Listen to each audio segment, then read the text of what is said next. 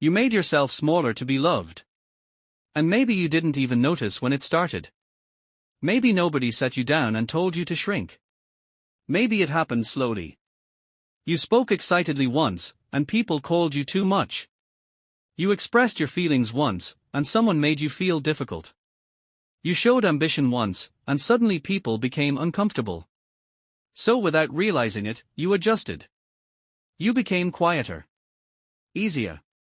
Less expressive. Less honest. Less visible. Not because you were fake. But because somewhere along the line, you learned that acceptance felt safer than authenticity. And that's the painful part. Because people often celebrate being chosen, without asking what version of themselves had to disappear to be chosen. You started editing yourself. Not because you hated yourself. But because you wanted connection. You wanted people to stay. You wanted to be understood. You wanted to belong. And those are human desires. But sometimes, the cost becomes too high. Because eventually you realize something uncomfortable. People love the version of you that asks for less. The version that doesn't challenge anything. The version that tolerates too much. The version that stays available. The version that apologizes for existing. And for a while, you mistake that for love. You think, they accept me. But acceptance built on self-abandonment is expensive. Because every time you shrink yourself to stay connected, you lose connection with yourself. And at first, you don't notice. Life still moves. People still stay. You still laugh. You still show up. But slowly, you begin feeling tired in ways rest cannot fix. You begin feeling invisible in rooms where everyone knows your name. You begin feeling lonely, while surrounded by people, because nobody can deeply know a version of you that isn't fully real. That's what nobody talks about.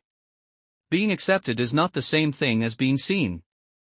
And maybe the hardest part of all of this is realizing how long you've been doing it. Because shrinking rarely feels dramatic. It feels responsible. It feels mature. It feels loving. It feels like keeping peace. So you tell yourself, it's not a big deal. Until years pass. And you realize, you became fluent in disappearing. One of the strangest parts of making yourself smaller, is that people start calling it your personality. They say, you're just quiet. You're easygoing. You never ask for much. You never complain. And for a while, you believe them. You start thinking, maybe this is just who I am. But sometimes, that wasn't personality. Sometimes that was adaptation. That was learning not to take up too much space. That was learning to read the room before speaking. That was learning to stay agreeable. That was learning to make yourself easier to keep. And eventually, you forget where adaptation ends. An identity begins. You stop asking, what do I actually want? You start asking, what will keep everyone comfortable? You stop expressing. You start performing. You stop showing. You start managing. And that's exhausting, because carrying a version of yourself all the time takes energy. That's why some people feel tired all the time. Not because they are lazy. Not because they are weak. But because performing acceptance is exhausting. Imagine being loved, but only after editing yourself first. Imagine being known, but only partially. Imagine spending years earning connection, while secretly feeling unseen. That hurts. Because eventually, you start missing yourself. You miss being expressive. You miss being honest. You miss speaking freely. You miss existing without calculation. And healing feels strange at first, because healing starts asking questions. Questions like, what if I stop shrinking? What if I speak honestly? What if I stop apologizing for existing? What if I stop making myself easier to love? And suddenly, people notice.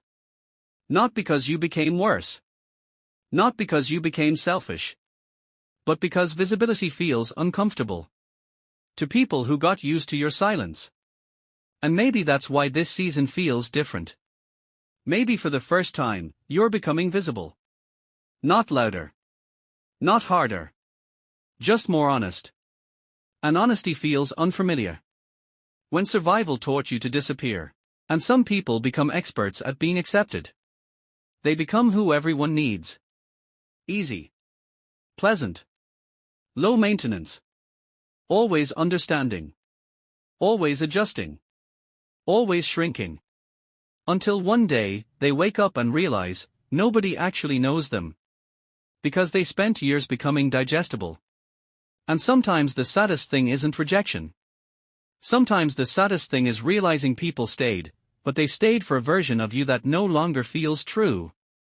That realization hurts. Because now you feel trapped. If you grow, will people leave? If you become more honest, will people pull away? If you stop shrinking, will you still be loved? And that fear keeps people small for years. Not because they lack potential, but because rejection feels unbearable. So they stay where they are tolerated. They stay where they are useful. They stay where they are accepted, even when they feel unseen. But there comes a moment. A moment where staying small becomes more painful than being misunderstood. You get tired. Tired of explaining less. Tired of pretending. Tired of making yourself easier to handle. Tired of dimming your light so nobody feels uncomfortable. And maybe that moment feels selfish at first. Because people often react when your boundaries change. When your confidence changes. When your availability changes. People say, you changed. You used to be nicer. You used to understand. But sometimes what they mean is, you stopped disappearing. That's hard to hear. Because not everyone benefits from your growth. Some people prefer access over authenticity.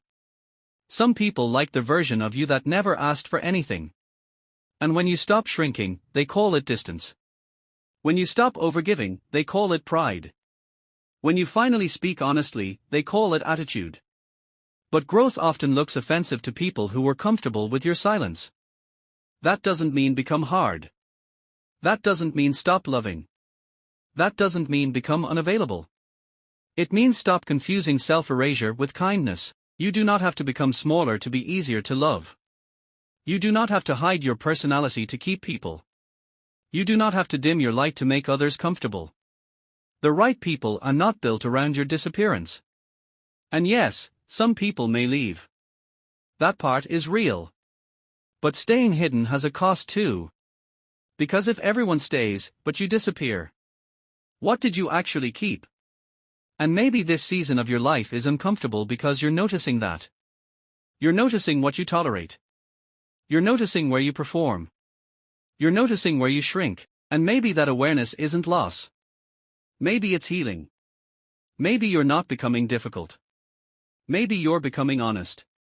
Maybe you're not becoming selfish. Maybe you're becoming visible. And maybe the reason some spaces feel uncomfortable now is because you finally stopped making yourself smaller to fit inside them. You were never too much. You were just becoming less willing to abandon yourself. And that changes everything. And maybe what hurts the most is realizing nobody asked you to disappear. You volunteered. Because somewhere inside, you decided being loved mattered more than being known. So every time you had to choose authenticity or acceptance, you chose acceptance. And nobody noticed. Because shrinking is quiet. Nobody claps when you stay silent. Nobody announces when you lower yourself. It just happens. Little by little. Until one day, you wake up and realize you became easy to love, but difficult to recognize.